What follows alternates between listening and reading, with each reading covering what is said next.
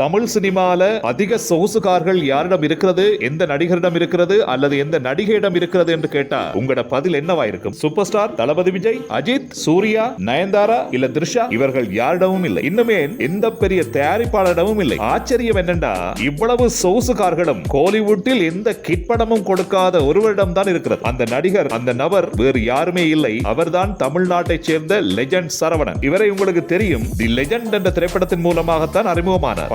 ஊத்திக்கிச்சு. ஆனாலும் அவர் தன் முயற்சியை கைவிடவில்லை. மீண்டும் கம்பேக் கொடுப்பதற்கு கடும் முயற்சியில் இருக்கிறார். இவர் நடிகர் மட்டுமல்ல, தமிழ்நாட்டின் மிகப்பெரிய பணக்காரர்களில் ஒருவர். லெஜண்ட் சரவணா ஸ்டோர் என்கின்ற ஷாப்பிங் மாலினுடைய உரிமையாளர். இந்த ஷாப்பிங் மாலினுடைய 2022 ஆண்டு நிதியாண்டில் மட்டும் கிடைத்த வருமானம் எவ்வளவு தெரியுமா? 2500 கோடி ரூபாய். இப்படி உழைக்கிற இவருக்கு சொகுசு கார்கள் வாங்குறதெல்லாம் ஒரு ப்ராப்ளமா என்ன? சரி, வாங்க இவரிடம் இருக்கிற சொகுசு கார்கள் என்னென்னு பார்க்கலாம். ரோல்ஸ் ராய்ஸ் கார் மட்டும் இவரிடம் 3 இருக்கிறது. இது தவிர Lamborghini Huracan, Ferrari 488, Bentley Continental GD, Aston Martin DB11, Lamborghini Urus, Bentley Flying Spur, Porsche 911, turbo S. இப்படி நீள்கிறது இவருடைய கார்களின் பட்டியல். இந்த கார்களின் பெறுமதியே கிட்டத்தட்ட இந்திய மதிப்பில் 50 கோடிக்கு மேல் இருக்கும் என்கிறார். பிசினஸ்ல கோலோச்சி இருக்கிற இந்த மனுஷனால சினிமாவில் சாதிக்க முடியுமா என்றுதான் கேள்விக்குறியா இருக்கு. அடுத்த திரைப்படம் வரட்டும். இந்த வீடியோ பதிவை பற்றி உங்களுடைய கருத்துக்களை பதிவு செய்யுங்க. பிடிச்சிருந்தா லைக் பண்ணுங்க, சப்ஸ்கிரைப் பண்ணி சப்போர்ட் பண்ணுங்க. இன்னும் ஒரு வீடியோவில் சந்திக்கலாம். நன்றி, வணக்கம்.